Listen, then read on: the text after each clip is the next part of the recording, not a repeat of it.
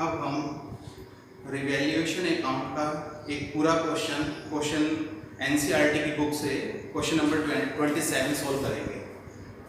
तो question number 27 में given है, given below is the balance sheet of A and B who are carrying on partnership business on 31st December 2006. A and B share profits and losses in the ratio of 2:1. A और B की profit sharing ratio 2:1 दे रखी है। ये question में given है। इनकी balance sheet दे रखी है। इनकी फर्म में C एडमिट हो रहा है और C जो एडमिट हो रहा है उसका जो शेयर है फर्म में 1/4 है, वो 1/4 शेयर के लिए एडमिट हो रहा है।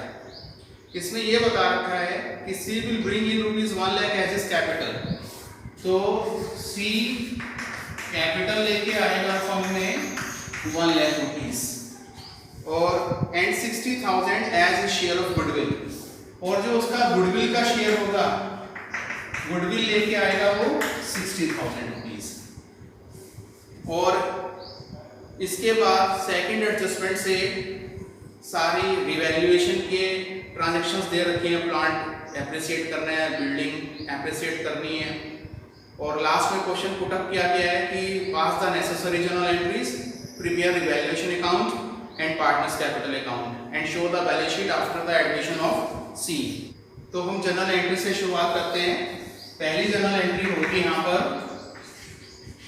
कैश अकाउंट डेबिट 1,60,000 रुपीज, क्योंकि टोटल वो 1,60,000 रुपीज लेके आया है। To C's capital account 1 lakh rupees, 1 lakh rupees उसकी कैपिटल है और 60,000 रुपीज उसकी गुडविल है।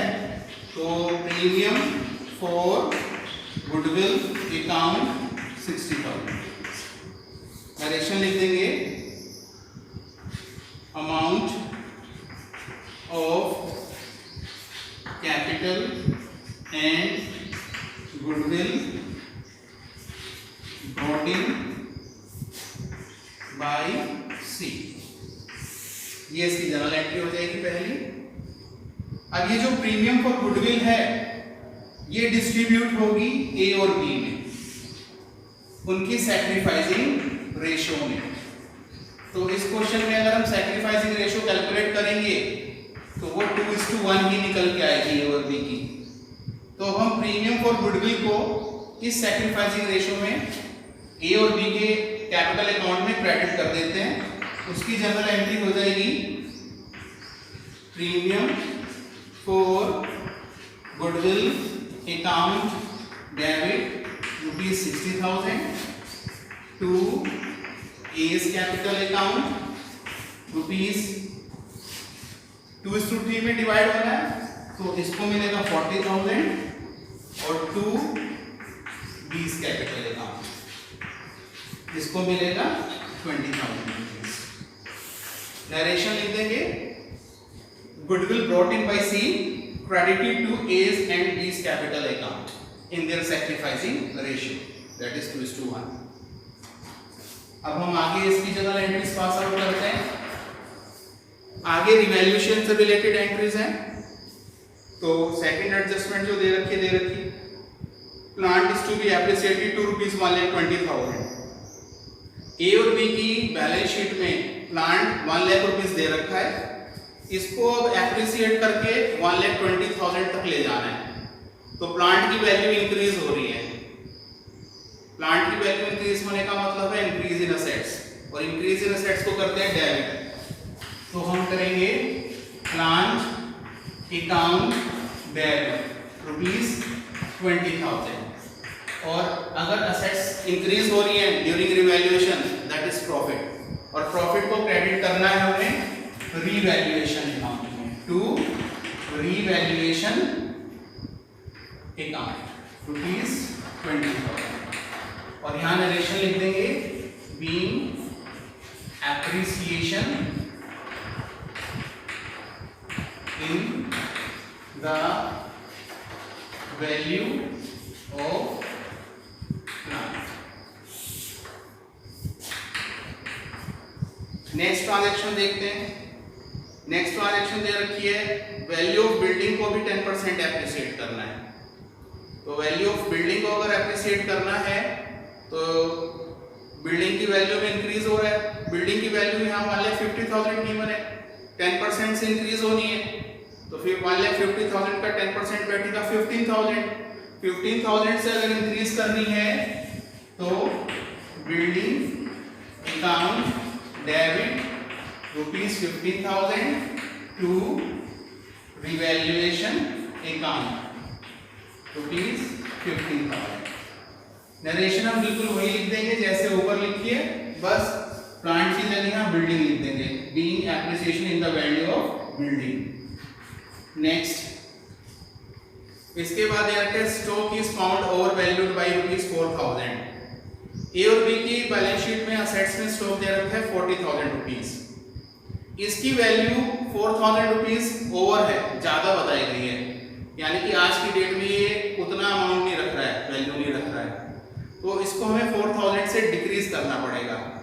तो डिक्रीज करना पड़ेगा तो डिक्रीज इन असेट्स होगी, और डिक्रीज इन असेट्स क्रेडिट होती है, और ये एक तरह से लॉस है, तो लॉस के लिए रिवैल्यूएशन को डेबिट किया जाएगा। तो जनरल एंट्री बन जाएगी रिवैल्यूएशन अकाउंट डेबिट ₹4,000 और टू स्टॉक अकाउंट ₹4,000। नरेशन लिख देंगे, स्टॉक वाज ओवर वैल्यू, यहां पर लिख दीजिए स्टॉक वाज ओवर वैल्यू, तो उसे रिवैल्यूएशन के थ्रू एडजस्ट कर दिया है। Next, a provision for bad and doubtful debt is to be created at 5% of debtors।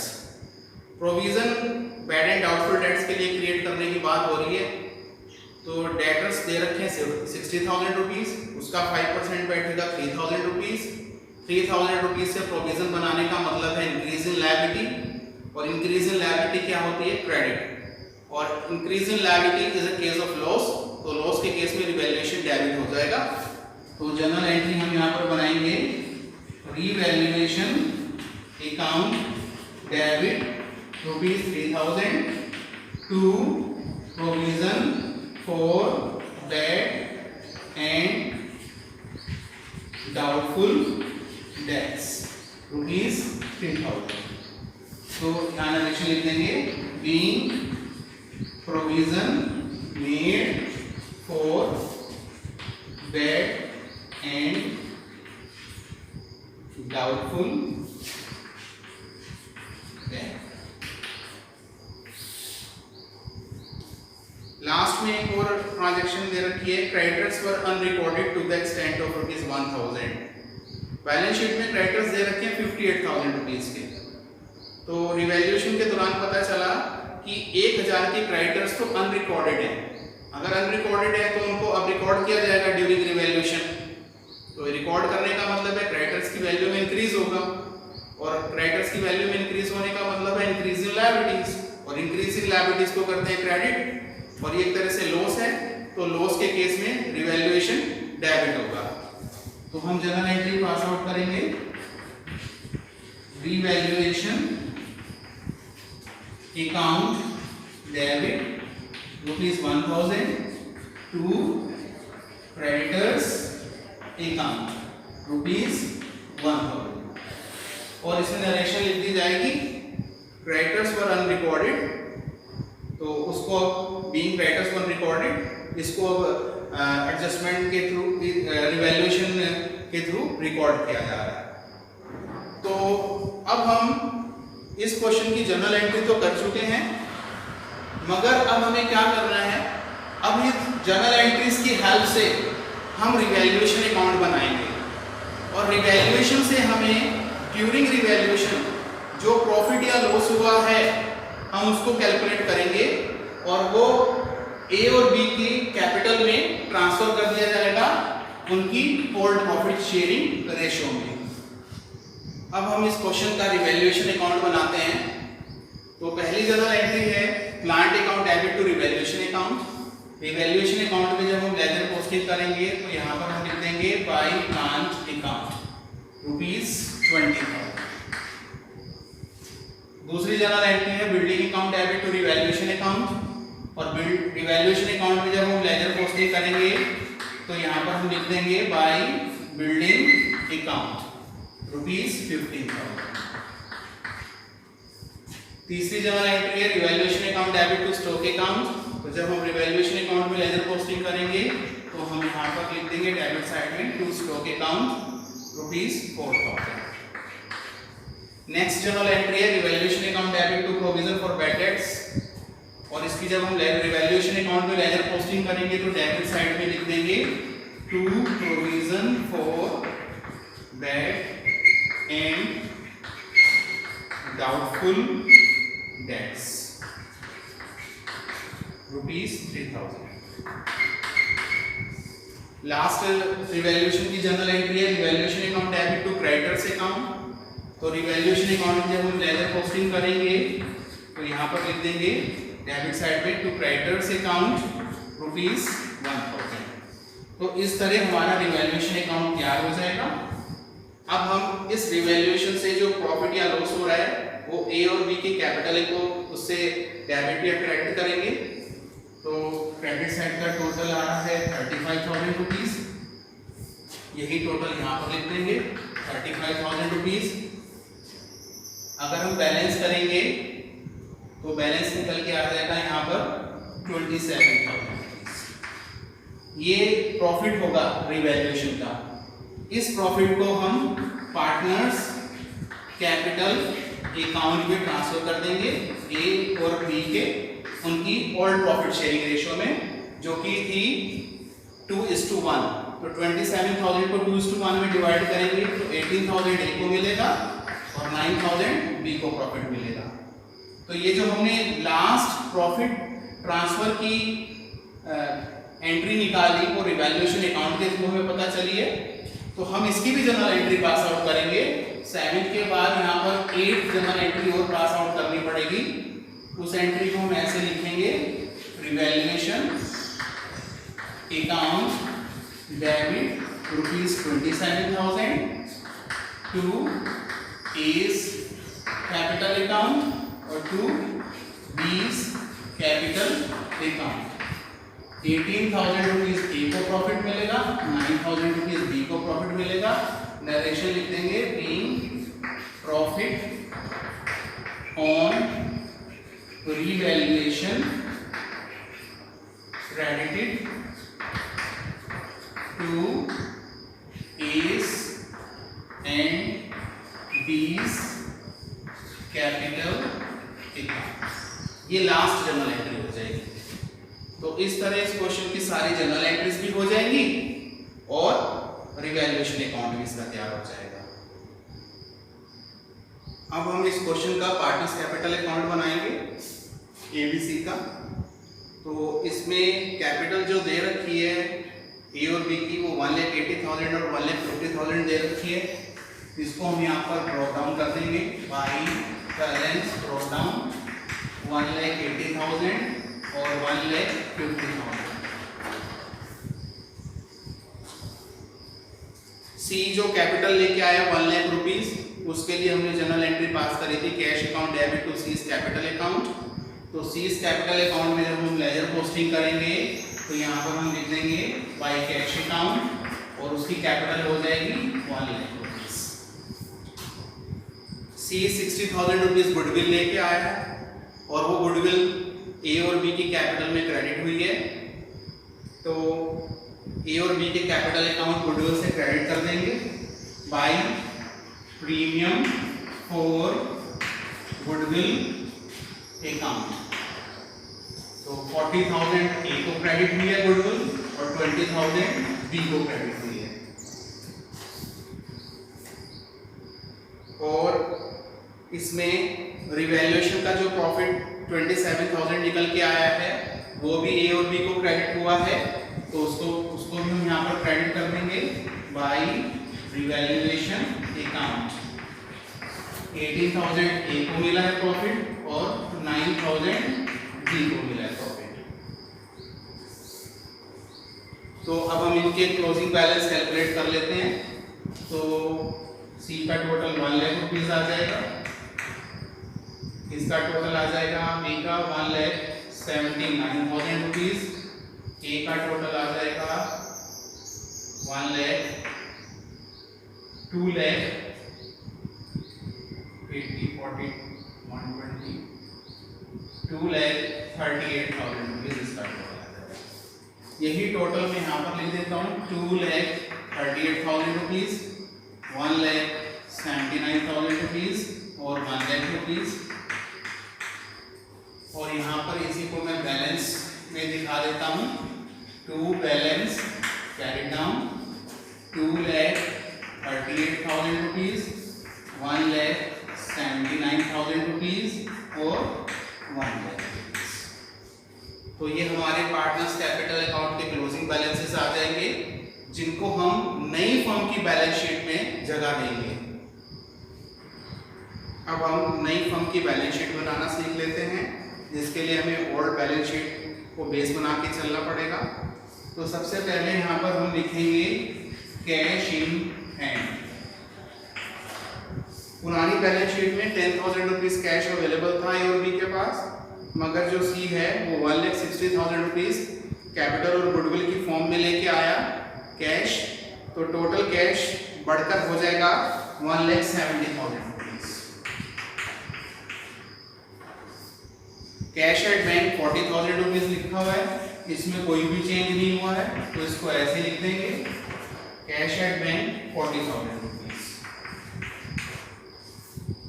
Sundry debtors 60,000 के दे रखे हैं, तो यहाँ पर सन्ड्री डेटर्स 60,000 रुपीज लिख देते हैं। इसमें हम माइनस कर देंगे जो प्रोविजन बना है बैड और डाउटफुल डेट्स का,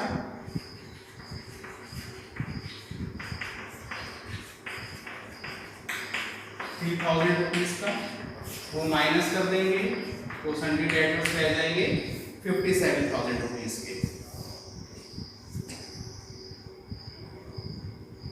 इसके बाद स्टॉक 40,000 रुपीज दे रखा है, मगर वो ओवर वैल्यू पाया गया था, तो स्टॉक डिक्रीज होके कितने का रह जाएगा 36,000 रुपीज का। उसके बाद प्लांट 1,00,000 रुपीज का दे रखा है, 1,00,000 रुपीज, मगर प्लांट में एप्रिसिएशन हुआ था 20,000 रुपीज का, तो वो ऐड कर देंगे, ऐड एप्रिसिएशन 20,000 रुपीज, तो प्लांट बढ़कर हो जाएगा 1,20,000 रुपीज का। इसके बाद बिल्डिंग दे रखी है 1,50,000 रुपीज की, 1,50,000 रुपीज की, और बिल्डिंग में भी 10% का एप्रिसिएशन था, 15,000 का एप्रिसिएशन था, वो ऐड कर देंगे।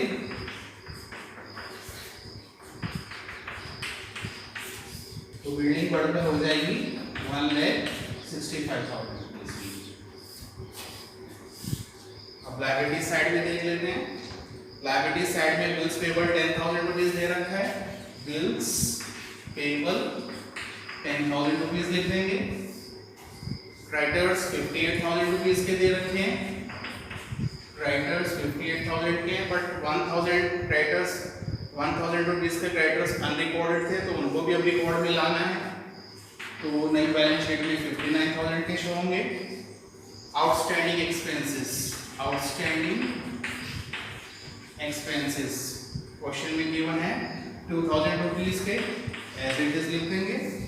और सबसे लास्ट में कैपिटल्स है ए, बी और सी। ये वो कैपिटल बैलेंसेस हैं जो हमने अभी कैलकुलेट किए हैं। तो ए का कैपिटल बैलेंस आया था 2,38,000 रुपीज, बी का आया था 1,79,000 रुपीज और सी का कैपिटल था 1,00,000 रुपीज। और इनका अगर हम टोटल करेंगे तो ये टोटल आ जाएगा 5,17,000 रुपीज। फाइनली एसेट्स और लायबिलिटीज का जब हम टोटल करेंगे तो ये टोटल आ जाएगा 5,88,000 रुपीज लायबिलिटीज साइड का और 5,88,000 रुपीज एसेट साइड का। इस तरह ये हमारा आंसर हो जाएगा। तो admission of a new partner में जर्नल एंट्रीज कैसे पास आउट करते हैं, रिवैल्यूएशन अकाउंट कैसे बनाते हैं, पार्टनर्स कैपिटल अकाउंट कैसे बनाते हैं और नई फर्म की बैलेंस शीट कैसे बनाई जाती है, ये हमने सब सीखा है। बाकी दूसरे क्वेश्चन भी इसी के आधार पे हम उनको सोल्व कर सकते हैं।